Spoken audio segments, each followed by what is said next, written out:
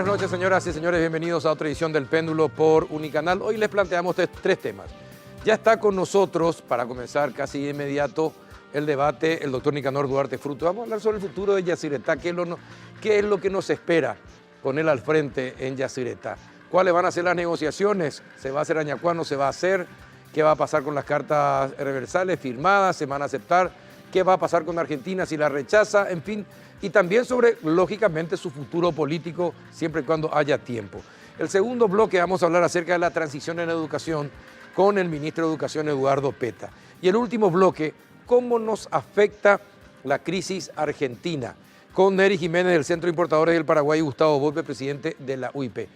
Y hoy también ya tenemos un nuevo auspiciante, ya se darán cuenta, hoy nos servimos un rico café de Lavazza, esto ya con el doctor Nicanor Duarte Frutos, está muy rico, exactamente. Es reconocido Lavazza como el café de la alta gastronomía, permite al consumidor degustar un producto con aroma, cuerpo y sabor inconfundible, doctor. Presente en los mejores restaurantes y cafeterías del país, brindando prestigio y calidad. Cafépar representa y distribuye Lavazza, el espresso italiano por excelencia. Después de la pausa, ya estamos con Duarte Frutos.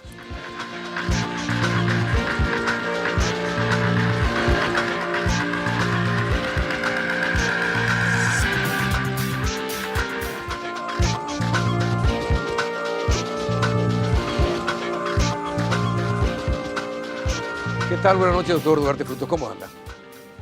Muy bien, Carlos. Un placer estar contigo y la teleaudiencia. Bueno, cuéntenos, ¿cómo está Yacyretá? ¿Cómo encontró Yacyretá? Yacyretá es una empresa que puede todavía generar un gran desarrollo a favor del país. Hoy Yacyretá, Carlos, cuesta 15.000 millones de dólares. Se calcula en el mercado financiero que la empresa binacional Yacyretá estaría por el orden de 15.000 millones de dólares y nosotros somos condónimo. O sea, la mitad de ese valor es de Paraguay. Ese valor es de Paraguay. Y en este momento Yacyretá pasa por un momento muy complejo, muy difícil financieramente, políticamente, porque hay una nota reversal que fue aprobada por el Congreso paraguayo, pero para cuya vigencia tiene que ser aprobado por el Congreso argentino. El Congreso argentino debe ratificarse.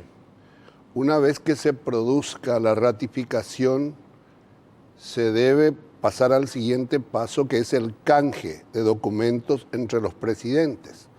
Y a partir de ese momento, sí va a entrar en vigencia la nota reversal. ¿Por qué la situación es compleja? Porque Argentina, lamentablemente, no está pasando por un buen momento económico, político, financiero. Ojalá que el presidente Macri pueda superar este momento y no se produzca ninguna perturbación del proceso democrático que afectaría no solo a la región, sino que en particular a nuestro país. Entonces la pregunta es, en este momento, el mundo político argentino puede priorizar el tratamiento de esta nota reversal o el Congreso argentino está en otro tema. Hoy...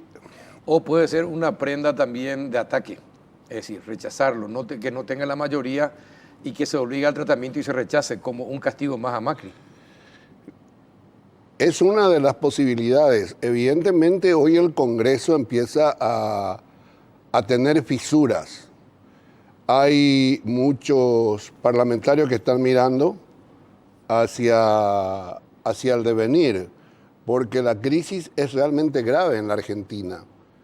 El dólar llegó a 40, el proceso inflacionario no lo pueden contener. El Fondo Monetario Internacional todavía no cerró el segundo acuerdo y los tenedores de bonos empiezan a liberarse de sus bonos a cualquier precio y hay una situación bastante complicada. Otro corralito se viene.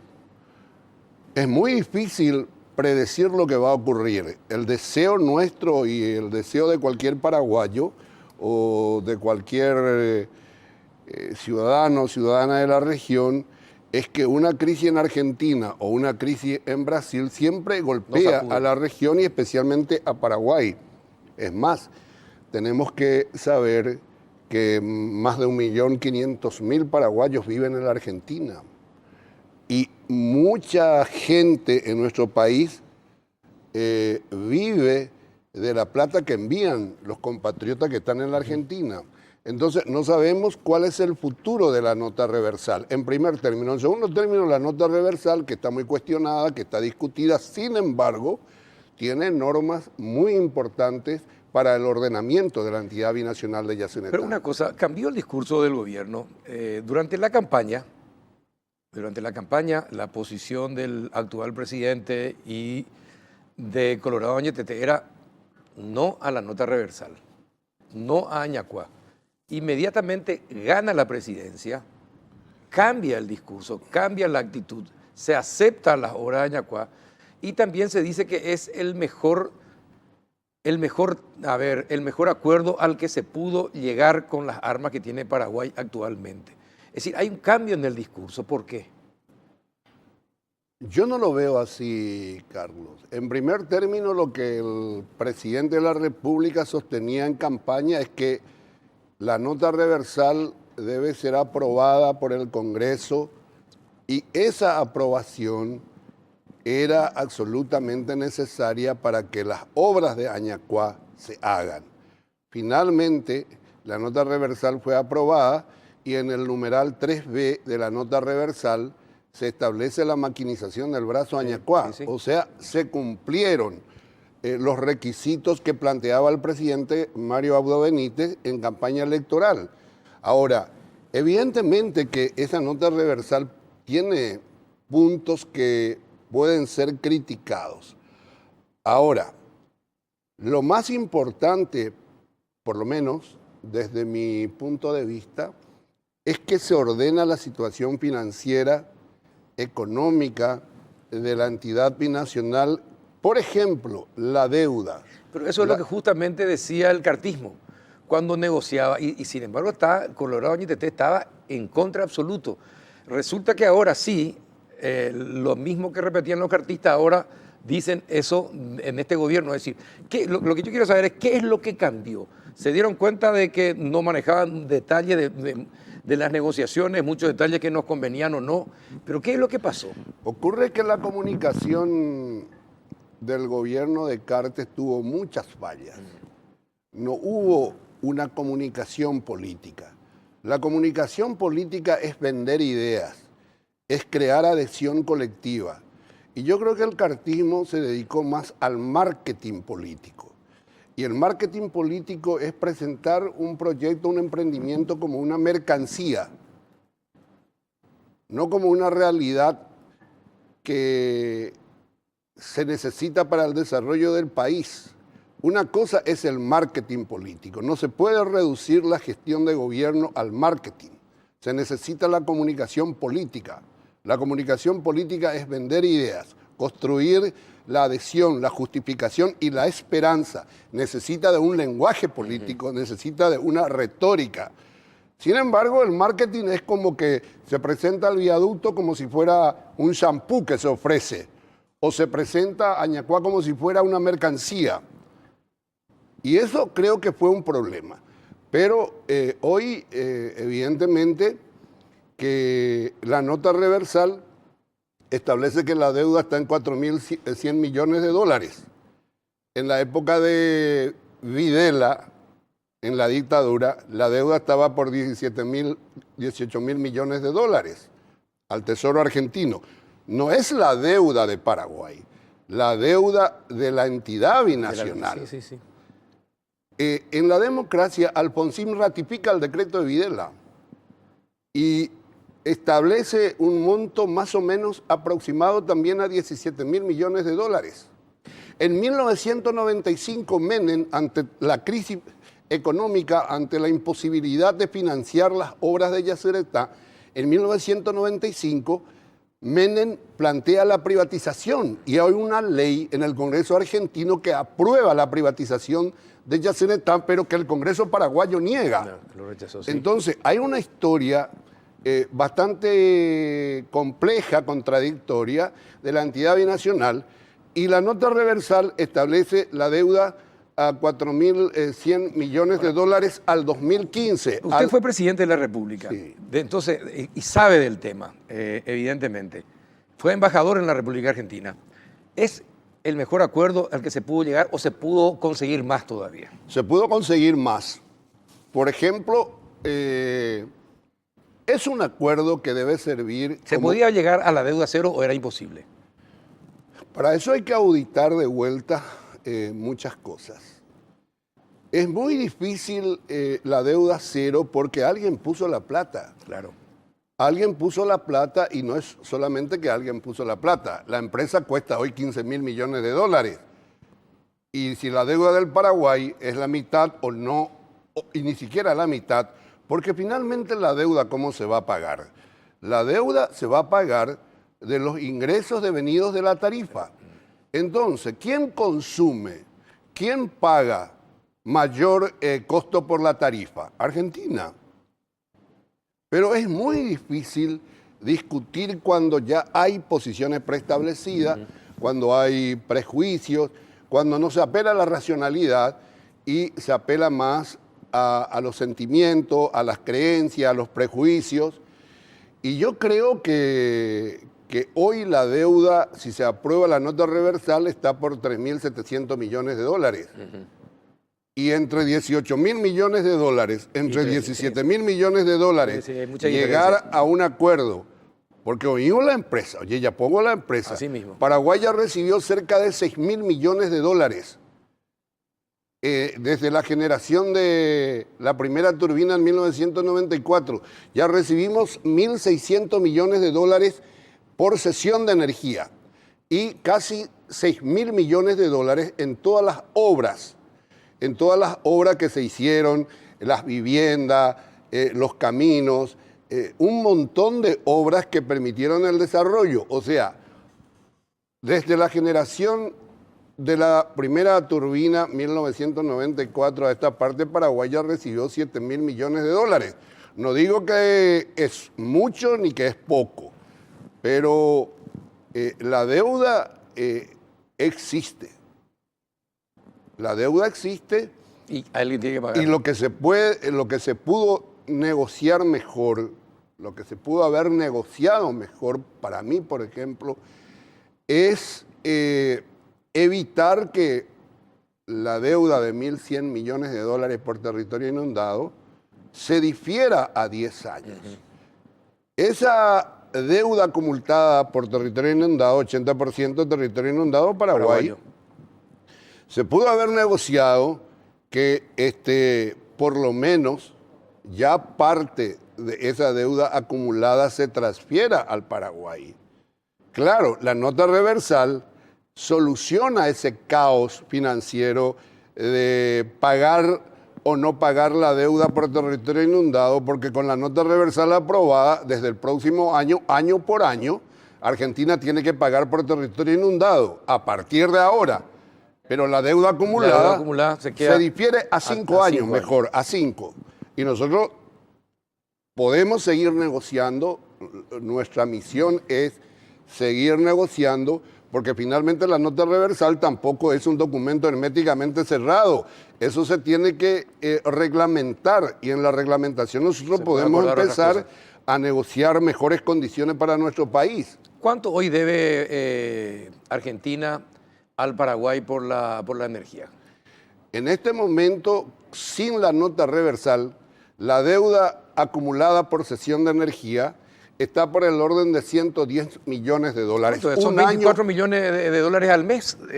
Un año y medio de atraso. Un año y medio de atraso. Sí, un año y medio de atraso.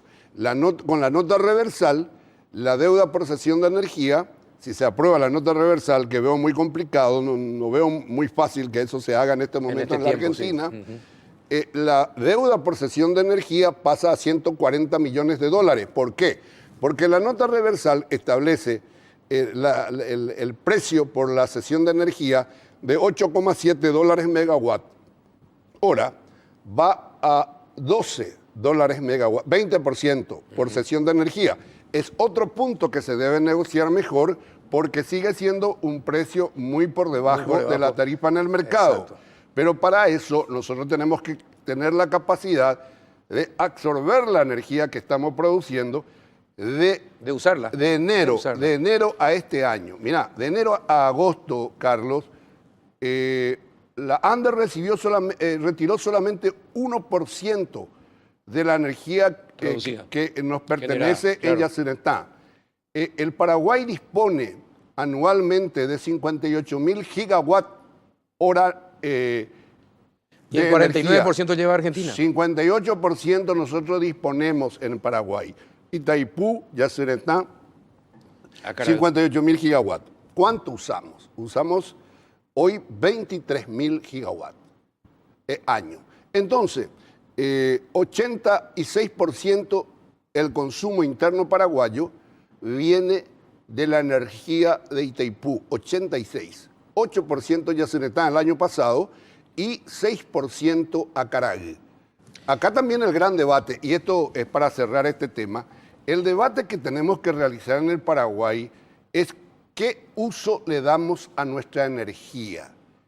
¿Queremos emplear nuestra energía para un desarrollo estratégico industrial del Paraguay o queremos seguir con el rentismo hidroeléctrico? ¿Y cuál es el rentismo? No, hay que vender la energía, hay que vender a terceros países. O sea, eso es el rentismo hidroeléctrico. Eso es, podemos recaudar más porque vendemos la energía a terceros países.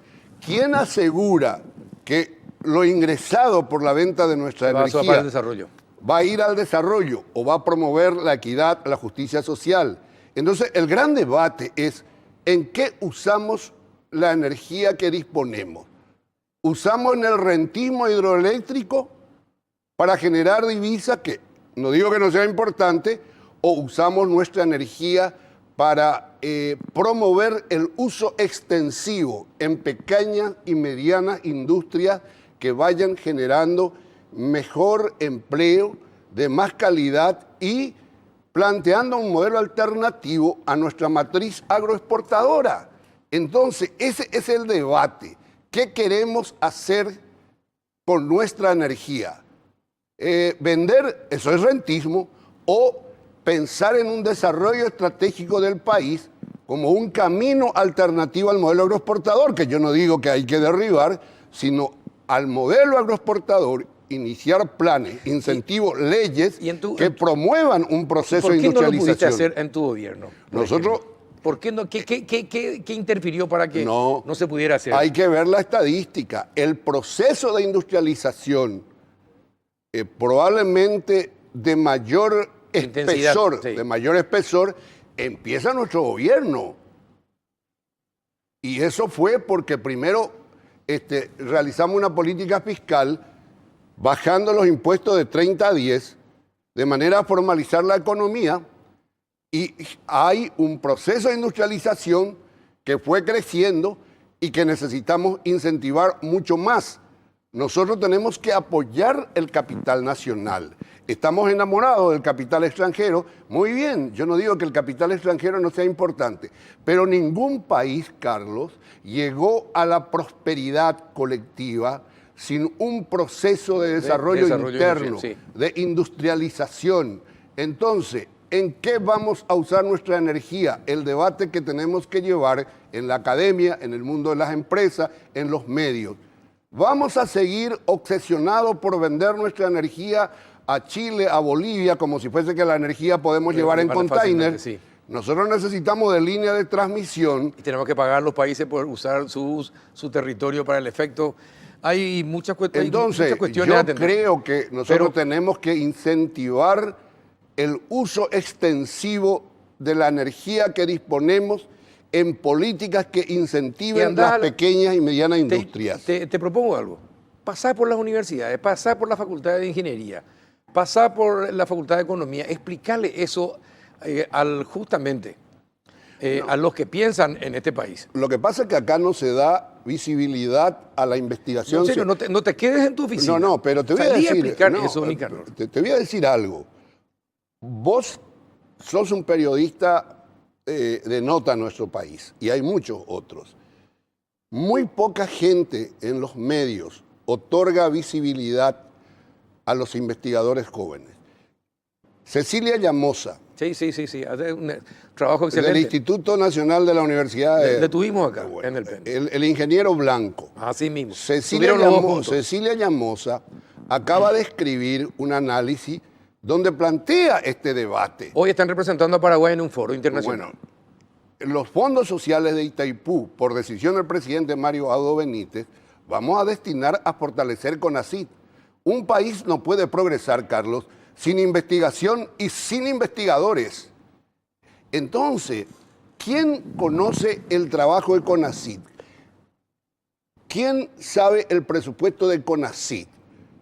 Los muchachos pelean el presupuesto para los rubros, para las gobernaciones, para los amigos, Bueno, entonces, los fondos sociales de Itaipú y de Yacyretá deben destinarse con mayor intensidad al desarrollo científico-tecnológico, a la educación y a las universidades. El Fondo de la Excelencia es el primer fondo que le da a los investigadores más de 100 millones de dólares para investigar en este país. Jamás en toda su vida tuvieron tanto, y están con muchas investigaciones gracias a esos fondos del Fondo para la Excelencia, desde hace 5 años. Y ahora se están empezando a ver los resultados de las investigaciones que realizan paraguayos, que también los tenemos brillantes. Pero antes de ir, para no cambiar de tema, sí. ¿Qué va a pasar con el personal? Argentina tiene la mitad del personal de Paraguay. ¿Qué va a hacer con el personal en Yacyretá? Bueno, evidentemente que hay una superpoblación en la entidad binacional Yacyretá. Hay gente que creo no cumple funciones. Es una historia larga. Sí, y vieja. Pero acá también la gente dice, mire, Argentina tiene 800, nosotros 1800.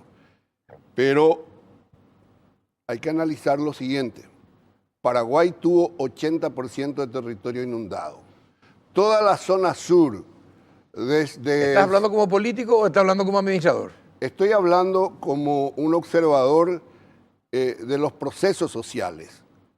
Porque, ¿qué país tuvo mayor inundación de su territorio? ¿Qué país tuvo comunidades enteras que perdieron su fuente de trabajo? Así mismo. Que perdieron la agricultura, que perdieron la pesca, que perdieron la posibilidad de seguir adelante con sus trabajos que realizaban antes de la iniciación de la entidad binacional Yacyretá, Paraguay. Entonces, también hay que medir esa realidad. ¿Qué población? ¿Cuál es la relación? ¿Qué relación tiene lo que está diciendo con el doble del personal? O sea, obviamente que Paraguay tiene que tener más porque tiene mayor población excluida, marginada, mayor población que quedó sin trabajo, con sus hijos sin futuro, tierras agrícolas enteras se perdieron, la pesca, agricultura, las olerías, los comercios que tuvieron que cerrarse. No, hay que hacer un análisis objetivo. Con esto yo no estoy diciendo que la entidad binacional Yacyretá al lado paraguayo tiene la cantidad de funcionarios pertinente, no. Pero tampoco... tampoco para una barrida. Tampoco quedarse en la lógica, ¿por qué Argentina tiene 800 y Paraguay 1800? Porque Paraguay, 80% de su territorio fue inundado. Ahora, ¿cómo optimizamos los recursos? Y ahí viene otro elemento importante de la nota reversal. Porque la nota reversal, si aprueba, en uno de sus artículos dice que el 17% de la tarifa será destinado solo el 17% al funcionamiento de la empresa. ¿Qué quiere decir el funcionamiento de la empresa? Salarios, instalación de los edificios, contratos. Sí, el trabajo misional de Yacine. Lo que quiere decir que necesariamente con la aprobación de la nota reversal tenemos que empezar a evaluar, racionalizar, los recursos humanos, pagar las indemnizaciones, plantear despidos voluntarios y sacar a la gente que no trabaja. Claro. Ahora, la última pregunta, porque se me va el tiempo y una lástima que siempre contigo el tiempo es escaso. El presidente dice, yo voy a ser senador vitalicio. Vos querés ser senador activo. ¿Cómo se compagina la posición del presidente con tu deseo? Es como un mensaje que él lanza a los expresidentes de la República que no pueden ser senadores activos. ¿Cómo lo tomas? No hay deseos idénticos. Si los deseos fuesen idénticos, el mundo sería muy aburrido, ¿verdad? Pero el presidente siempre sostuvo esa posición, pero también siempre sostuvo que si la Corte resuelve, tiene un fallo, hay que considerar el fallo de la Corte. ¿Vos querés ser senador? ¿Querés seguir siendo senador? Luché por la senaduría. En este momento no hay condiciones objetivas y no hay números y probablemente no van a haber los números. No vaya. Y estamos... ni para usted ni para Cartes. Y sí, yo por lo menos perdí totalmente la esperanza porque es la segunda vez que estoy viendo esta película y ver la segunda vez, por segunda vez una película con los mismos actores y con un resultado esperado, es casi un acto de masoquismo, ¿verdad? Está bien. Pero estamos... Peta te mira atentamente, que va a entrar dentro de un ratito y te mira atentamente cuando decís eso. Y ahí hay que preguntarle el tema de Jerusalén, el experto. También. Le vamos a preguntar después. Bueno, esa es la situación. O por hoy, cerrado el tema Senado, por el momento. Nosotros estamos asumiendo un compromiso que yo agradezco al presidente por la confianza, porque la entidad binacional es una institución muy importante para el país. Lamentablemente me toca, la dirección de Yacine está en un momento muy difícil. Primero porque no sabemos si las transferencias que necesitamos se van a poder concretarse con la situación que pasa en la Argentina. Inclusive nosotros estamos viendo una alternativa. No le ofrecieron pesos todavía, ¿no? Una alternativa financiera. ¿Alguna vez Argentina quiso pagar con pesos su deuda?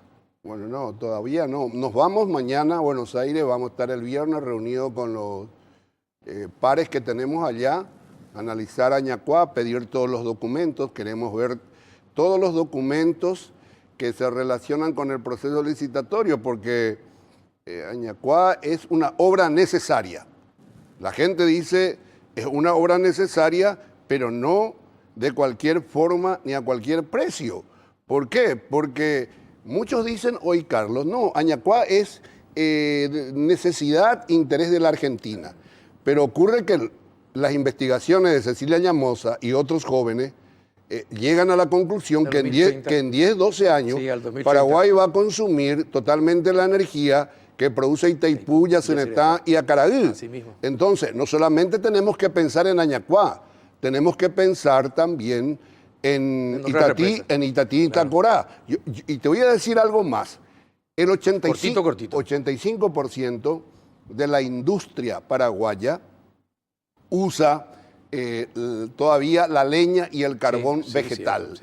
Imagínate, energía de fuente no renovable, teniendo tanta energía, entonces debe haber una política de incentivo para el uso extensivo, pequeñas y medianas industrias que generen empleo estable para que nuestro país progrese. Perfecto. Doctor, muchísimas gracias por tu presencia. Éxito en las negociaciones en Buenos Aires. Y seguimos punteros. Seguimos punteros y esperemos seguir por mucho tiempo más. Gracias, doctor Nicanor Duarte. Muy amable, muy amable. Después de la pausa con el ministro Peta.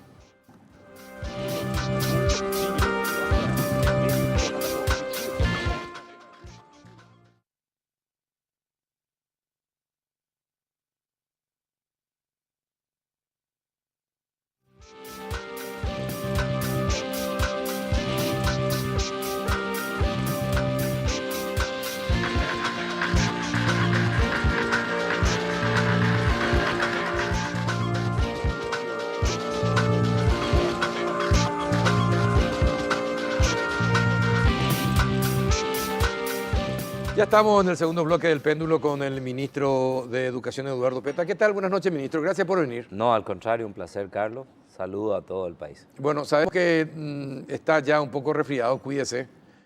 Cuídese y bueno, y que se recupere cuanto antes. Gracias. Y a pesar de todo, está acá con nosotros. Doble agradecimiento por eso. Bueno, ¿cómo encontró el ministerio? ¿Es cierto lo de los 1.500 planilleros? 1.200, pero no le... 1.200. Sí, pero no lo voy a calificar de planilleros hasta... porque si no sería un poco irresponsable. Por allí la prensa le dio el... A la prensa fue la que le calificó. Le dio el título de planilleros. ¿Por qué? Porque tenemos que ser responsables que son 1.200 personas que están con rubro docente hoy dedicada a la actividad política. Es decir... ¿Políticos? Políticos. Hicimos un pedido al Tribunal Superior de Justicia Electoral, quienes fueron electos en cargos municipales y nacionales, o departamentales en los casos de gobernadores y juntas departamentales, y nos dio un listado de todos los electos y que están hoy ejerciendo. El tema es que la ley permite que uno tenga un cargo, pero al mismo tiempo pueda ejercer la docencia. Sí, la prohibición de la doble remuneración está así, como prohibición en la Constitución Nacional, artículo 105, y ese artículo constitucional tiene una ley, la 700, que establece que sí, Carlos Peralta puede realizar dos actividades solamente en el caso de la docencia, cobrar 2 salarios. Pero la ley 700 dice que Carlos tiene que cumplir efectivamente el rol de docente. El problema es cuando hoy encontramos algunos políticos... Que nunca están en clase. 25 intendentes, por darte el número, 25 intendentes de los 1.200 están en una actividad administrativa y están teniendo rubro docente y en ese mismo momento en que está en la municipalidad el intendente, debería estar en un aula. Entonces lo que estamos haciendo es, primero... ¿Y quién cubre el aula en ese momento? No cubre nadie. No cubre nadie, o se cubre con algún... ¿Y quién le paga a ese otro maestro que está en aula? Y es otro rubro, es decir... Es que se está duplicando el rubro por aula. Duplicando, entonces es ahí donde nos parece injusto. Cuando te vas a algún colegio y te dice, señor, yo soy docente, yo gané el concurso, yo no tengo todavía rubro. Sí. Y vos decís, espera un poco, yo tengo allá a intendentes que deberían estar en su administración municipal y también están llevando recursos como docentes. Y eso no es un ilícito. Es un hecho ilegal. El ilícito lo va a... ¿Perseguible es por la justicia? Claro, si nosotros llegamos a comprobar, ahora lo que se ordenó es lo siguiente. Primero, saber cuántos. Hicimos un cruce con nuestra base de datos docente y encontramos 1.200 y poco más. Allí están titulares, suplentes, etc. Entonces tenemos que discriminar. Diputado. Después, los intendentes, que son 25. Después están los de la Junta Departamental, Junta Municipal. Ahí difiere otra vez en la investigación. ¿Por qué? Porque el que está en la Junta Departamental te puede decir, mire, yo cumplo mi actividad. ¿Por qué? Porque no tengo mucho tiempo en la actividad como concejal departamental. Concejal, sí.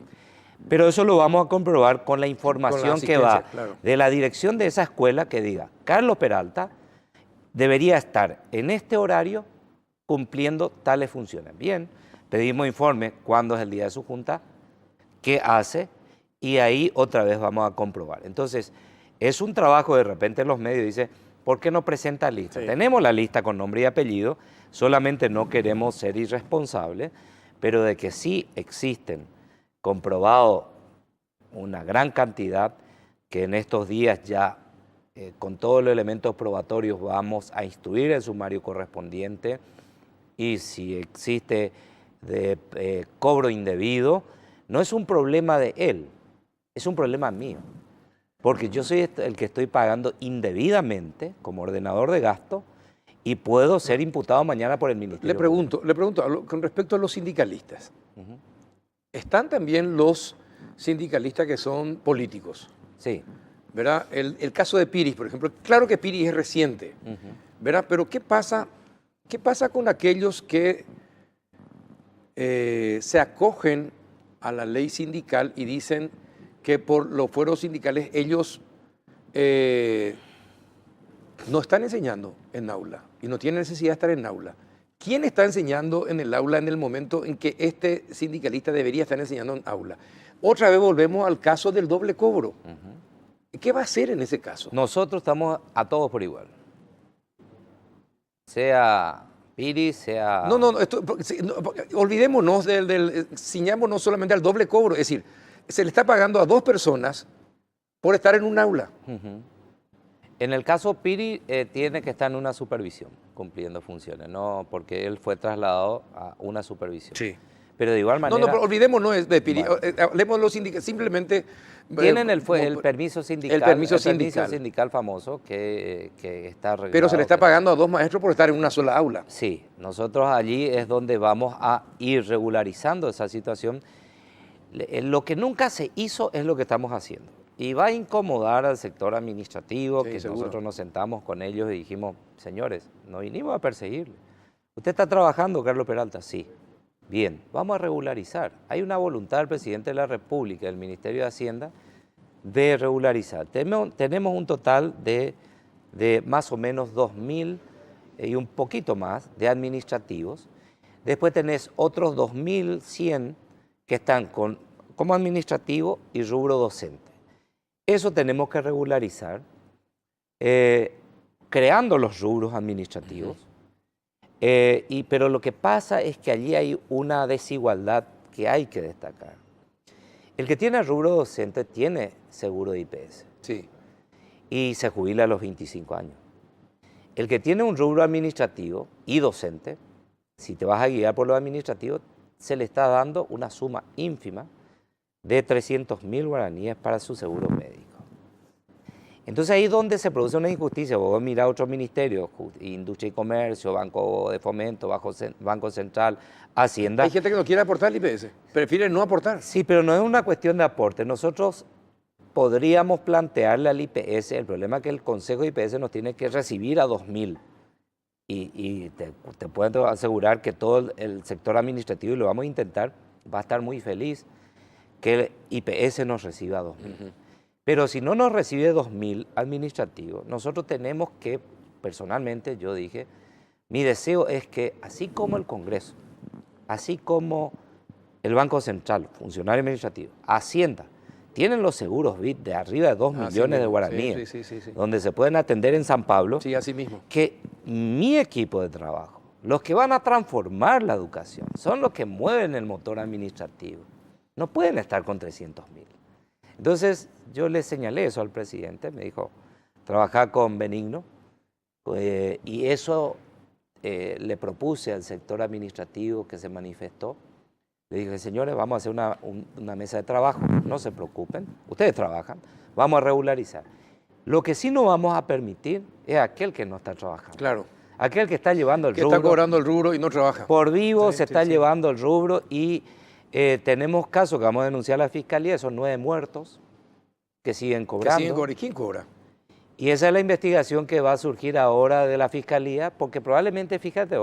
Pero los profesores que están en planilla, ¿existen todos o hay fantasmas también? 82.000. Que estamos revisando absolutamente todo. Sí. Va a salir novedades interesantes. Yo no puedo... ¿Podrían aparecer profesores fantasmas? Claro, claro. Entonces lo que nosotros estamos haciendo es una revisión total que no puede incomodar a nadie. Es una cuestión de justicia. En honor a aquel maestro que está en aula y que se está rompiendo, educando a tu hijo. Y sin embargo hay algunos que políticamente fueron adjudicados a un rubro, se mandaron a mudar, siguen cobrando, estamos teniendo los muertos, que te decía son 9.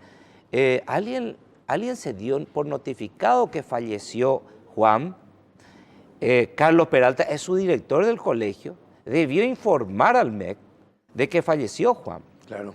Pero si Carlos Peralta no informó al MEC que falleció Juan, usted es cómplice de que Juan o la viuda de Juan o los parientes sigan cobrando. Entonces, eso no se detectó nunca y por allí sale algún exministro diciendo pues que presente la lista. No, nosotros no estamos aceptando desafíos. Nosotros queremos sanear y decir, esto es estricta justicia, tenemos gente privada de su libertad, docentes que siguen cobrando. Entonces, vos decís, ¿corresponde pagarle a esa persona? No. No, el que no trabaja, no está en aula, el que no trabaja no tiene por qué cobrar. No puede cobrar. Entonces, así como tampoco se entiende cómo alguien que trabaja no puede cobrar nada. Así mismo. Sí, totalmente. Entonces, la doble remuneración se permite en el caso, pero tenés que, la ley 700 dice que vos tenés que dar tu contrapartida, que es la prestación efectiva del servicio, y no hay problema. Eso dice la Constitución. Pero cuando vos no prestás el servicio, estás llevando un rubro que se llama docente, y estás en otro lugar, en este caso de los políticos, que están en la Cámara de Diputados o pueden estar en alguna administración municipal, pues tendrán un sumario que creo yo van a tener el derecho al ejercicio de la defensa, tendrán que exponer por qué no lo están haciendo, y es sobre 1.200 personas que estamos haciendo uno a uno para no cometer ninguna injusticia. Bueno, ¿y qué va a pasar con las escuelas? ¿Qué va a pasar? Porque usted que recorre el interior se dará cuenta que hay muchas que están en pésimo estado. ¿Cómo va a hacer para, despertarle de la modorra a los intendentes y gobernadores y que lo que ellos tienen de rubro para las construcciones y para el almuerzo y la merienda escolar lo usen debidamente y en coordinación con el ministerio? Es algo que en 5 años todavía no se pudo lograr. ¿Qué piensa hacer usted para que eso se logre? Fíjate, recibí la visita de los intendentes, el gobernador y el exgobernador de Misiones. Allí hubo un Consejo Departamental de Educación, donde está integrado por toda la clase política y todo el sector del MEC, y se pusieron de acuerdo. Dijeron, bueno, Carlos intendente, yo gobernador, MEC, ¿qué vamos a hacer? Acá en esta escuela no se recibe el almuerzo. Cubrí vos, Carlos, y yo cubro acá. Genial. 100%. 100%. Toditos tenían almuerzo. Hasta hoy. Hasta es el hoy. modelo a seguir en cuanto a la voluntad política. ¿Y por qué no hay esa voluntad política en los otros intendentes? Bueno, porque el ministerio tampoco asume su rol. Así es. En ese sentido. El liderazgo. Es decir, el liderazgo, el liderazgo es clave, donde el presidente de la República va a convocar a los gobernadores y a los intendentes a una reunión de microplanificación donde nos va a llevar al MEC, al ministro de Educación, a decir, bueno, este es el ente regulador, vamos a planificar qué es lo que quiero que en esta escuela que usted, Carlos Peralta, intendente, decidió poner.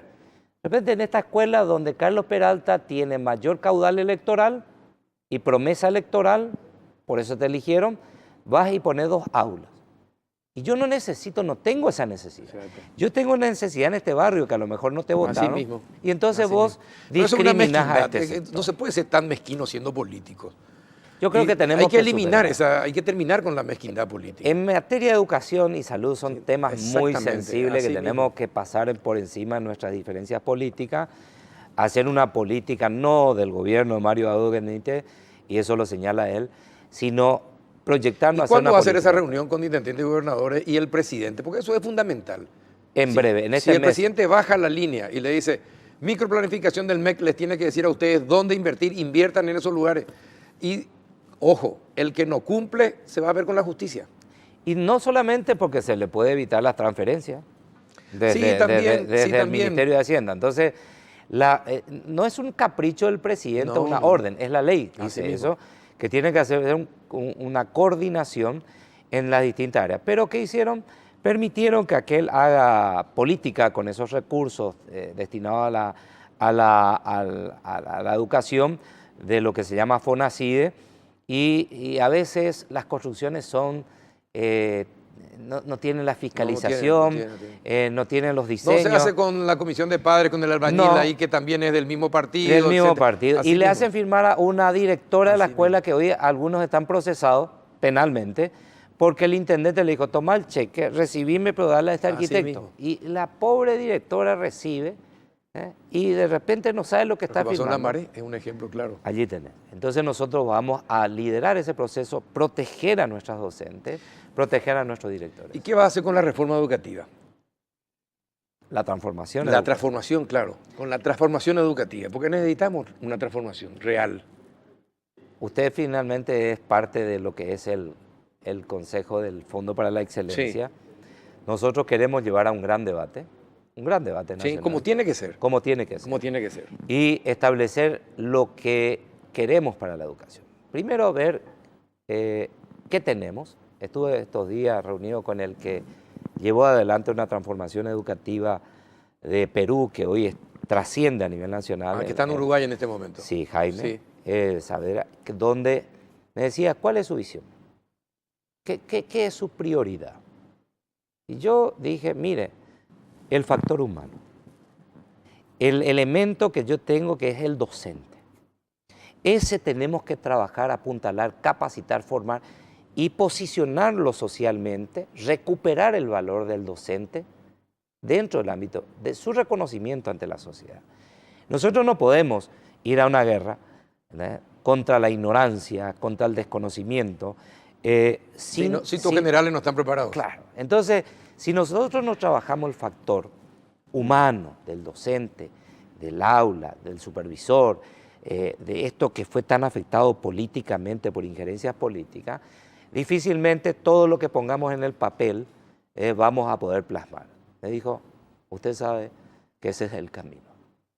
Entonces, luego vendrá el debate de lo que queremos para la educación, del modelo, del contenido educativo para nuestros hijos y que nos permita avanzar hacia el siglo XXI y darles oportunidad a nuestros jóvenes. Entonces, se viene algo interesante, por eso estamos trabajando, insistiendo, esto no es un fiscal que viene dentro del MEC a perseguir, no, es que tenemos que hacer justicia con este sector. Hay que ser eficiente al Ministerio de Educación, hay que volverlo en algo eficiente al Ministerio de Educación. Y de repente te encontrás con que el salario del docente debe aumentar.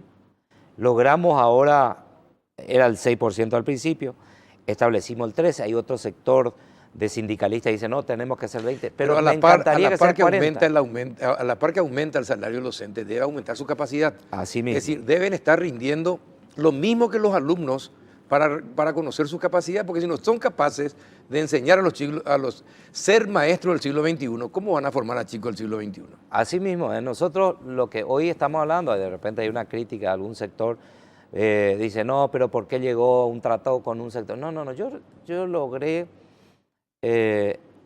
ir como ¿Eso ministro. no fue marketing? No. ¿Seguro que no fue marketing? Con toda sinceridad. Honestamente no fue marketing. 6% había para pagar. Y entonces fui a hablar con el presidente de la República, le dije, causa nacional en su discurso, presidente, y me dijo, sí, así va a ser.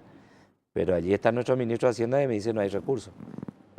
Entonces, ¿por qué? Porque vos sos como un papá que tiene sus ingresos y tenés que darle a todos tus hijos. Tenés 7 hijos. Y de repente vas a priorizar uno de sus hijos. Y que es la educación que es transversal a todo. Y nos da $100 millones. Más. Entonces venimos y le decimos a los docentes, 13% ahora, 100 millones, el único sector que tuvo ese aumento. Y por allí viene un sector y dice, no, lo que pasa es que aquel sector y el celo. Yo pido a los sindicalistas que dejemos de lado el celo. Yo sé que puede haber 20, yo quisiera que ganen el 40, pero vayamos haciendo un proceso de aumento del salario, capacitación y evaluación del docente, que está en la ley, no es una cuestión que ellos dan como contrapartida porque son buenos, sino porque está en la ley de la evaluación y en forma permanente ser capacitado, porque es el valor humano que tenemos que trabajar, que son los docentes, que es el que va a transferir el conocimiento a nuestros hijos. Entonces, yo creo que avanzamos en forma importante, yo sé que hay incomodidad y respeto. No se puede normal. Pero quiero que ganen más. Yo personalmente, si me preguntan, ¿cuánto querés? Pero 20, que se preparen 30. Mucho más, que se preparen y que sean excelentes. Y así tenemos que ir en este proceso. Pero hay incomodidad que espero que se supere y que podamos ir avanzando progresivamente para el periodo. ¿Y qué va a hacer con los colegios técnicos? Ese es un gran desafío. Vos sabés que los colegios técnicos hay muchos que están abandonados. Sí. Hay otros que están subsistiendo por una cuestión de el trabajo de papá, de las comisiones, de organismos internacionales, ONG, y vamos a apuntalar ese proceso. Son los primeros que pueden conseguir empleo, y buen empleo encima. Fíjate, mañana me voy a un encuentro, no sabían que me voy, pero voy a ir a un encuentro del Colegio Técnico Nacional, Después, el jueves... ¿A qué hora te vas a ir? A las 8 de la mañana. A las 8 de la mañana. Se inaugura lo que es la expo de ellos. Después... ¿Vos sabés que ellos tienen es decir, equipamiento de 1980? Sí, claro. ¿Verdad? Fíjate, nos fuimos de sorpresa con el presidente de la República al Colegio Técnico Vocacional, acá detrás del Colegio Sí, Carlos Antonio Nacional. López. Sí. Y quedamos sorprendidos. Porque fue sorpresiva la visita y nos encontramos trabajando en el área de carpintería, de lo que es construcciones, mecánica, y nos decían ellos, mire, acá tenemos motores que ya están un poco desfasados, pues seguimos trabajando porque arman y desarman, o desarman y arman los motores, y nos faltan los motores actualizados, electrónicos, de inyección electrónica, etc. Entonces, ¿y qué pasa? Y vos decías ahí, y decía un organismo, JICA, es decir, no era el Estado el que le estaba dando a eso que ya tenían desde hace varios años. El compromiso es ver la cooperación con el sector privado. Vamos a visitarle a todas las marcas que tenemos en Paraguay, acá, que nos den un motor por marca, 2018. En la pausa hable con Volpe, acá está. ¿A dónde está? Y enseguida va a entrar él. Bueno. Hable al salir, mientras da la pausa, ya planteele esto a Volpe. Le voy a plantear y que ellos entreguen a estos colegios técnicos, mecánica, y que ellos puedan estar actualizados. Entonces, ese joven que va saliendo puede tener el trabajo en forma inmediata porque hay un conocimiento de esos motores. ¿Qué falta? Gestión. Vamos a lograr eso. Exactamente. Es decir, Alemania, Suiza, los países europeos en general son grandes por la educación dual. Así es. ¿Verdad? Y la élite es la que llega a la universidad. Pero todos son excelentes en la profesión que tienen, porque tienen una educación de excelencia, ya sean torneros, electricistas, lo que sea, son excelentes, ¿verdad? Y encima ellos hacen concursos a nivel de Europa, y generalmente los suizos siempre están en el podio, 1, 2 o 3, pero siempre están. ¿Por qué no podemos soñar con que Paraguay pueda hacer también así una educación, con los colegios técnicos, por ejemplo? Fíjate, yo sueño que así va a ser. Es más, sin ser ministro, fui invitado al colegio técnico que está en Luque, extraordinaria, y vos recorres toda su feria, su expo, y te encontrabas en el área de la construcción, y decía, me encontré con un stand donde tenía una ventana de madera, imaginando que la casa era de madera, y las botellas que nosotros tiramos cortan por la mitad, la parte del pico de la botella, hacían agujeros en las ventanas, ponían 10 botellas cortadas, y le decía, ¿y qué efecto produce? Baja 6 grados la temperatura. Dice, ¿cómo? Y dice, bueno, esto tiene que hacer así. Salía el aliento contra la mano y es caliente. Pero si usted hace así, es frío, aire comprimido. El efecto del aire que ingresa... Una cuestión física. Decía física, pero decía, honestamente me declaré ignorante en esa área y miré y dije, pucha, los genios que estamos teniendo en la investigación, chicos de 16, 17 años, y cuando se premiaban, se estaba buscando premios porque ni siquiera uniformes, donde vos, Carlos Peralta dio una tacita, el otro una copa, y al primer premio al otro. Es decir, ni siquiera para los premios motivamos. Entonces, no hay incentivo cuando ellos mismos están gastando. Y vos decís, ¿qué es lo que podemos hacer? Bueno, primero abordar eso como nuestro, incentivar a este sector. Quizás este año todavía no vamos a entrar con los premios, pero queremos premiar a la creatividad, a la investigación, a la ciencia de esos jóvenes que están en los colegios técnicos para motivarlos y vincularlo a la actividad laboral en una pasantía con las empresas que nos puedan incorporar laboralmente con un contrato del principiante, y que después, si en esa pasantía esa empresa dice, me gusta, sí, se queda vinculado a una actividad ya laboral permanente para que pueda enfrentar la universidad. La última pregunta, ¿cuánta gente política metió usted en el ministerio? Políticos. Mira. Sí. Que fueron con usted. Mire, yo agarré... Le pregunto esto porque me pidieron, pregúnteme, me dijeron unos funcionarios, me dijeron, pregúntale a PETA, por favor, al ministro, ¿por qué no busca gente capacitada si los hay en el Ministerio de Educación? Y si no los hay, entonces no hay ningún problema. Mira, ¿sabe Pero qué? también hay gente capacitada, me decían en el Ministerio, que pueden ocupar espacios que hoy ya parece que son ocupados por políticos. Por eso le pregunto. No metió ningún político Fíjate, con en usted. el Senado, cuando tenía oportunidad de meter 3 de entrada y después 16, como tiene cualquier senador, 1. Desde que ingresé hasta que salí. En la caminera entraron 5 y los 5 renunciaron conmigo. ¿Cómo corresponde? Soy de la teoría que el funcionario que llega y incorpore eso hay que hacerlo por ley, porque si no viene después el senador Carlos Peralta y metía otro 16 y los 16 que ya quedaron ahí por el pasillo.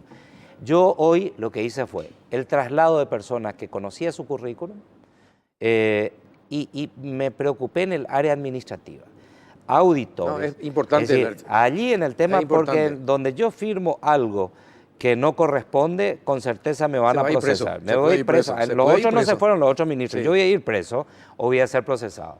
Pero lo que hice es comisionamiento de un equipo altamente técnico en materia administrativa que no estoy pagando salario ni creando rubros.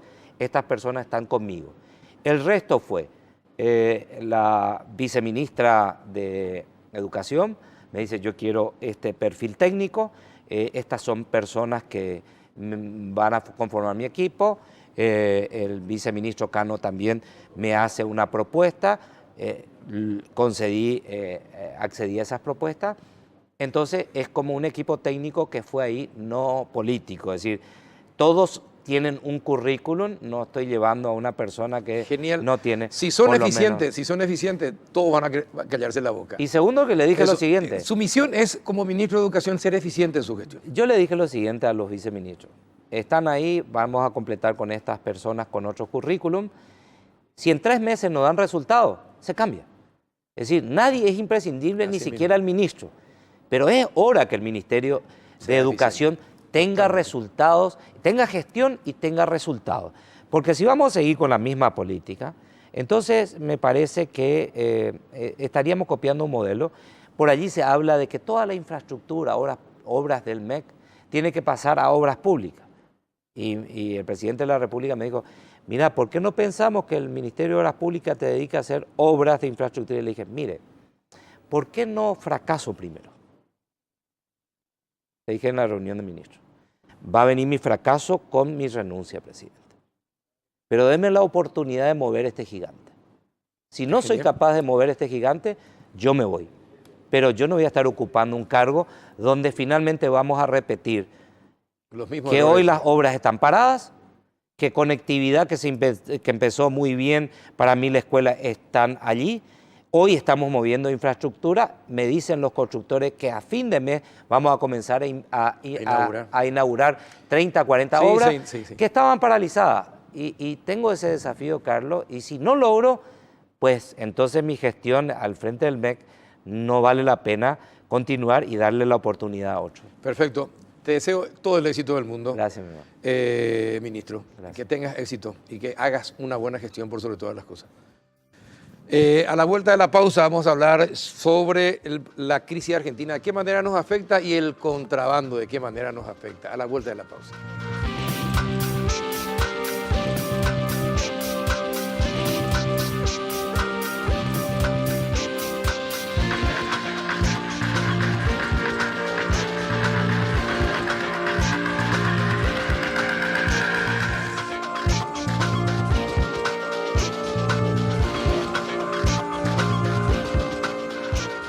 Ya entramos en el último bloque del péndulo. ¿Qué tal, don Eri Jiménez, presidente del Centro de Importadores del Paraguay? ¿Cómo anda? Muy bien, Carlos.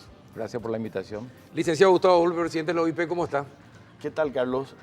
Y bueno, aquí festejando la Semana de la Industria, el mes de la industria, el mes de la primavera. Entonces, estamos muy contentos. Y más punteros que nunca. Y sobre todo. Y todos más punteros que nunca. Bueno, está bien. ¿Qué es lo que nos afecta a la Argentina? Bastante, porque hay muchos elementos que hay que tomar en cuenta, ¿verdad? ¿Está tan mal la situación así? ¿Para Paraguay o para Argentina? Para Paraguay. No, para Paraguay puede estar más mal. En este momento se está comenzando a sentir los efectos. Hay que tener en cuenta que primeramente se está agravando ya el contrabando, ¿verdad? Que es un tema a tomar en cuenta, es muy importante. Después, también hay que tener en cuenta que también si uno visualiza las ciudades principales como Ciudad del Este, Encarnación, Salto y mismo en Asunción, se está resintiendo fuertemente la caída en venta en general, en el sector de comercio. ¿En toda la frontera? En toda la frontera, incluso en Asunción. Hay sectores donde están muy afectados. ¿Por qué? Porque ese turismo de compras que venía al Paraguay, indudablemente era muy importante y hoy se siente, ya hay desempleo, hay sectores como en Ciudad del Este, en Encarnación, donde hay negocios que se están cerrando, en el sector de servicios inclusive, no hay turistas, no hay gente, entonces eso trae consigo una alta desocupación, puede ir agravándose también. La desocupación, por ende, trae también componentes como la delincuencia, ¿no? Que puede venir y indudablemente que son factores que van a estar incidiendo fuertemente porque hay una diferencia muy grande hoy día con la devaluación que tuvo Argentina. Recientemente fue también lo de Brasil. Entonces, indudablemente, y seguimos también con la impunidad también, que es otro sector importante también que tenemos que ir corrigiendo, porque la informalidad en nuestro país es muy grande, sabido eso. Ahora, ¿quiénes son los contrabandistas en Paraguay? ¿Quiénes son los que aprovechan las situaciones en Brasil y Argentina y contrabandean? Y bueno, si yo supiese, tal vez actuaría y le llevaría al lugar donde tienen que estar, que es la cárcel. Lamentablemente, yo no creo que haya pocos.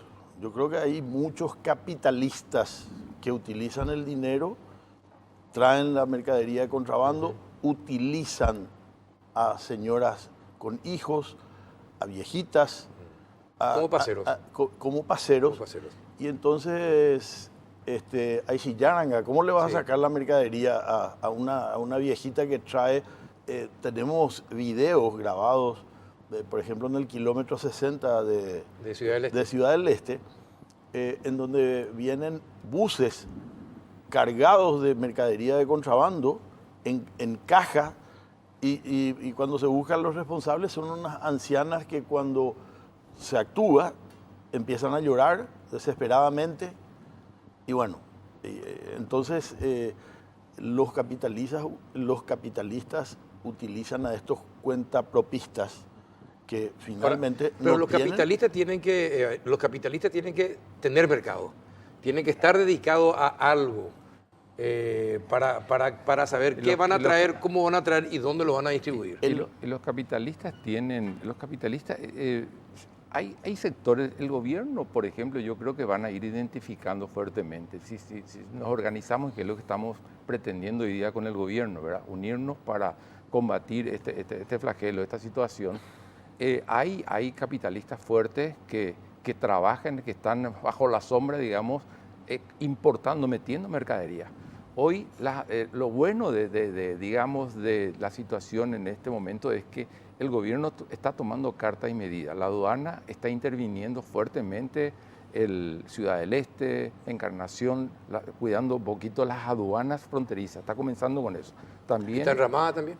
Itanramada no tengo conocimiento, Itanramada también hoy cerraron el puente. Claro. Sajonia. Es que este pues, es el único país que el contrabandista reclama, hace corte de ruta y reclama espacios para seguir trayendo de contrabando la mercadería. Y entonces, como son gente débiles, gente que le utilizan, entonces ahí sí Yaranga, ¿cómo no le vas a dejar meter de contrabando? Y yo pregunto, a los que meten tomate de contrabando al Paraguay, dicen, no, pero si es tomate nomás. Es le perjudica a los productores tomate luego. de tomates. Hay zonas en el país que de repente no tienen dinero ni siquiera para cosechar el tomate, porque el precio es imposible. Es imposible que les dé para que contraten gente para sacar los tomates. Entonces, el perjuicio que hace el contrabando, él está hablando de algo que digamos, que le preocupa al sector de importación, que es la mercadería que se triangula. Pero yo quiero llegar a lo siguiente. Pero yo te quiero decir algo. A nosotros lo que nos preocupa es que en tiempos normales, 100 kilómetros de nuestras fronteras no es de productos paraguayos. No entra pollo, no entra huevo, no entra queso, no entra leche. porque todo eso es mercadería que meten de contrabando del Brasil. Manteca, leche, Todos los productos que van y compran en el Brasil, y el industrial paraguayo no puede vender en esa zona. Hay un problema Nada. social también, Néstor, un problema fuerte social. ¿Cuál Entonces, es el problema social? el problema social, yo te voy a decir, el problema social, ¿y sabes quién dijo? Acá sentado, le vi la otra vez cuando le invitaste a Carlos Mateo Valmeli, cuando le invitaste a Ferreira y le invitaste al doctor Rodríguez Alcalá, y el doctor Rodríguez Alcalá fue súper preciso. Y yo te invito a volver a escuchar lo que él dijo en esa oportunidad. Resulta que acá el economista habla de la macroeconomía, dijo, y el político está hablando de la parte política del discurso de Marito. Pero yo quiero hablar de que esa macroeconomía no baja. ¿Y por qué no baja? ¿Y por qué no baja la gente? Y entonces explicó el fenómeno de Europa, el de Alemania, y después dijo de que acá, si es que se quiere, tenemos que potenciar al cuentapropista y a las pymes. Pero resulta que ¿qué pymes puede desarrollarse con el tremendo contrabando que hay de los productos? Las propias empresas que producen, por ejemplo, alimentos, de repente ni el sueldo mínimo no pagan. Y vos crees que ellos no quieren pagar el sueldo mínimo, pero son tan débiles porque no tienen el mercado. Y al no tener el mercado, ¿en dónde patea el tema del contrabando? En el tema de los empleos, en los empleos formales. Sí, sí, claro. Entonces es un problema y finalmente no tienen trabajo, no tienen plata y tienen que comprar el contrabando. Entonces ¿por qué compran el contrabando? Porque es más barato. Entonces, la gente cuando nosotros hablamos del contrabando de repente nos acusa, pucha, estos empresarios y otra vez se quejan por el lucro que dejan de percibir. Y no es así. No es así. A la Unión Industrial Paraguaya le preocupa de que esa gran masa de gente que tenemos, que tenga recursos para poder trabajar o que tenga recursos para poder desarrollarse, pero no se puede desarrollar por el alto contrabando que hay en nuestro mercado. Ahora, mientras usted toma el café, porque no va a tomar el café si es que no habla acá don Neri, te quería hacer la pregunta para que vos tomes el café en la baza. Bueno, es riquísimo ese café y no te vas a arrepentir de esto. Vamos a tomar primero agua. Bueno, don Neri, a lo que yo quiero llegar es lo siguiente. Sabemos que hay financistas. ¿Esos financistas son empresarios, no son empresarios? ¿Son políticos, no son políticos? ¿Son importadores, no son importadores? Porque algo tenemos que saber. No puede ser que no sepamos quién, porque si no sabemos, no identificamos, es difícil combatirlos. Y van a seguir usando a la gente pobre para que les sirvan de paseros y puedan distribuir sus productos por todo el Paraguay. Indudablemente, por eso hemos hablado también en con una reunión que tuvimos con el viceministro de Tributación y también con el director de aduanas, ¿no? Para trazar un trabajo en conjunto, en equipo. O sea que vamos a tener unas reuniones continuas y permanentes, porque estaban empresarios y presidentes de varios gremios, cámaras, para tratar este problema, esta problemática, ¿no? También se pusieron sobre la mesa temas específicos de los que estás preguntando. Hay políticos, hay empresas mismas, hay empresas que están mezcladas, y realmente lo que hay que sacar de este tema, rescatar en este tema, es que seguimos con la impunidad. O sea, que si realmente se tomaran medidas... Pero son tan poderosos para comprar jueces, fiscales, investigadores... Es que el contrabando, el esquema es que tiene peajeros. ¿O cree que porque los políticos le dicen a la aduana, ponerle a mi sobrino, ponerle a este señor en tal puesto de aduana? Porque va a recaudar y va a recaudar también parte de lo recaudado le va a hacer llegar. Y le va a hacer llegar a los políticos y le va a hacer llegar a los jueces también. Entonces es una larga cadena. Sí, y entonces es muy, y claro, entonces como todo el mundo está involucrado, es muy difícil detectar. Y vos hablabas, yo creo que hay tres tipos. Hay empresas grises. Empresas que también... Si ustedes saben que son empresas grises, ¿cuáles son esas empresas grises? ¿Por qué no se puede decir el nombre de esas empresas grises? Ya algunas se presentaron algunas denuncias, ya mismo en esta reunión, al director de aduana. ¿Contra qué empresa? No hablamos de empresas porque fueron documentos que vinieron de algunas cámaras que presentaron con problemas de ese tipo de contrabando, su facturación Claro, la también subfacturación. aranceles que no correspondían, había aranceles que estaban, empresas que deberían de pagar por un producto 14% y salen pagando el 2%. Claro. Entonces hay una irregularidad muy connivencia grande con que la por aduana. eso es que las acciones que está tomando en este momento el director de aduana lo vemos un poco acertada. Primero, si uno va a Ciudad del Este, que yo estuve la semana pasada, hay colas de camiones y se está retrasando los despachos, pero porque hay un buen control, se está comenzando a hacer un control. En este momento, en el pagar puerto, lo que tienen que pagar. lo que tienen que pagar, y se controlan los camiones, los grandes camiones, contenedores que están viniendo, se hace un control riguroso. El gobierno prometió, aseguró, y ya nos lo dijo a nosotros el ministro de Hacienda en su momento, que hay órdenes precisas de hacer un control riguroso de todo esto y que acerquemos documentaciones donde no están en condiciones, empresas, políticos, todos los sectores. Probablemente el empresariado también va a estar acercando todos esos documentos para que realmente el gobierno comience a controlar y a ejecutar cuando tiene que hacerlo. De por medio está también la justicia, que tiene que intervenir, probablemente la fiscalía, de acuerdo, si hay denuncias, tiene que actuar la fiscalía con una precisión, con una rapidez para que se tomen medidas directamente. Carlos, en la UIP nosotros desarrollamos un departamento anticontrabando y tenemos un gerente. ¿Quién es el gerente anticontrabando? Y es el señor Edgar Cuevas, Edgar Ness le decimos, porque es una persona que conoce mucho de todo lo que es el tema de los despachos. ¿Y cuál es su función? Y la función es controlar, es actuar, interactuar con DETAVE, con la fiscalía, con los jueces. Incluso intergremialmente estamos trabajando colaborando, juntos. inclusive poniendo. Pero este es un asunto tan grande. Yo te voy a poner un ejemplo. Lo que viene de Iquique es una vergüenza. ¿Los autos? Es una asquerosidad, no las mercaderías que se traen. Ah, las mercaderías. Por ejemplo, entran zapatos por 50 centavos de dólar.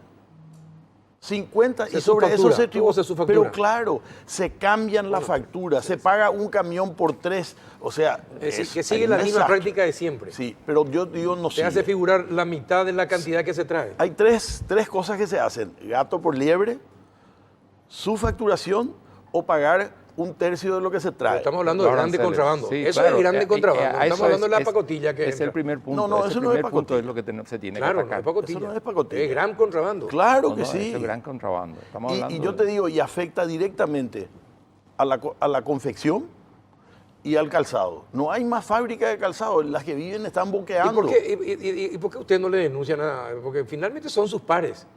No, esos no son tan pares. Esos son, ya te digo, esos son gente que vive de ese negocio. Porque son importadores, son industriales. Van y compran. No son importadores ni industriales. Son contrabandistas. Van a Iquique, traen unos enormes camiones que inclusive tienen un compartimiento para abajo en donde cargan mercadería, cargan zapatos, cargan confecciones. No sé, lo que quieran y pagan mucho menos impuestos del que debería hacer. Pero una cosa, si ustedes saben esto y siguen ingresando, es porque evidentemente sigue habiendo complicidad de las autoridades. En este momento en este momento está parado lo que él dijo. Está parado, ¿sabes por qué? Porque se nota. Mira que yo hace muchos años vengo trabajando y vos muchas veces me escuchaste plaguearme por el tema del contrabando. Pero yo te digo, en este momento hay voluntad política. Porque en este momento, con este nuevo gobierno notamos, y ¿sabes qué? Por primera vez veo que el director de aduana trabaja con el viceministro de tributación. Yo te puedo decir grandes nombres, que nos íbamos y le llorábamos por el contrabando de azúcar al viceministro de tributación y decía, no, yo no tengo nada que ver con eso, vean con la aduana. Y ahora están trabajando en conjunto. Es una política y dijo, atendé lo que me dijo ayer el viceministro de Tributación, que me pareció espectacular. Me dijo, elegí 30 boinas verdes acá entre mi gente, entre los fiscalizadores, y le puse en los puestos clave de aduana. Y sabe que casi duplicaron la recaudación. Sí. Bueno, entonces por primera vez Tributación se va y se mete en la aduana. Pero le digo una cosa, y no es por ser... no es por ser desesperanzador, pero es histórico en este país que cada vez que asume un director de aduanas, se duplica el ingreso. Por 3 meses por lo menos se duplica el ingreso. Cada vez que hay cambio, no es solamente cada vez que hay cambio de gobierno, cada vez que hay cambio de director de aduana, y ustedes lo saben bien porque viven en este país, se duplica o triplica el ingreso y después vuelve todo a Solo que ahora hay un compromiso. Hay un compromiso. Hay un compromiso con el empresariado. ¿Confían ustedes? Claro, Confiamos. porque por Hasta primera aquí vez nos confiamos. convocan a nosotros y también nos invitaron porque y nosotros también solicitamos estas reuniones y realmente abrieron las puertas para poder tener un intercambio de pareceres y generar una agenda de trabajo, una ruta de trabajo, porque si no es imposible. Si el empresariado no está metido y no tiene el control también sobre este punto, o por lo menos interactúa con las entidades gubernamentales como la aduana, la Secretaría de Tributación, entonces básicamente hoy están abiertas las puertas para que nosotros podamos también participar en esas. ¿Quiénes son los que ganan con el azúcar? Vayamos por rubro. ¿Quiénes son los grandes contrabandistas de azúcar? ¿Quiénes son los que están capacitados para distribuir azúcar de contrabando? De nombres no sé, Gustavo, si vos manejás esa Yo figura, eso es lo que quiero, por eso tengo un departamento y estoy buscando identificar, porque le vamos a caer encima y hasta no meterlo, sea quien sea. ¿Seguro? Y yo te iba a decir una cosa, vos tenés razón de que cuando cambia el gobierno o cuando pone un director, se pone un director. Sí, cada vez que cambia un director. Siempre, pero vos siempre. sabés que te dije al principio cuál es el problema. Te dije al principio.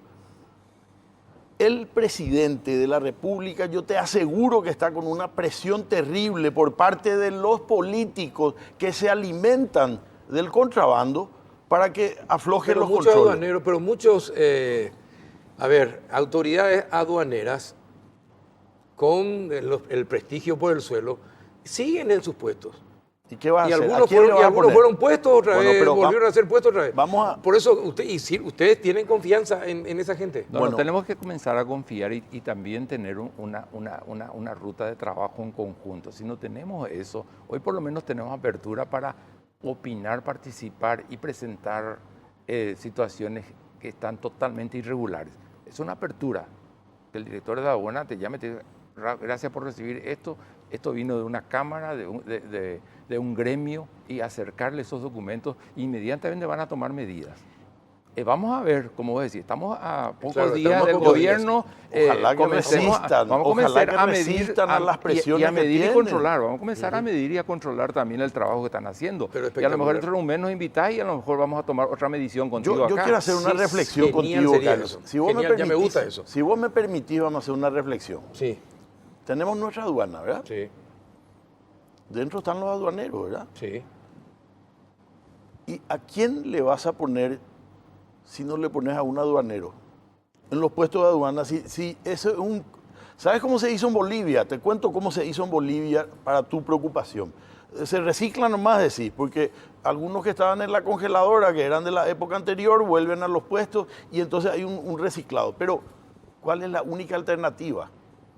Es hacer una aduana paralela con gente nueva, hacerle practicar y capacitarlos durante un año y después decir, señores, por acá ya no pasa más, pasa por acá.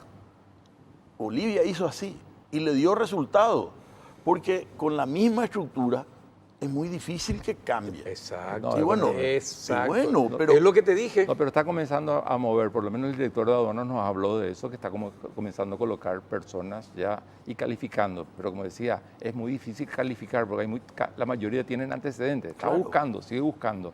Entonces, esperemos. Yo creo que esto...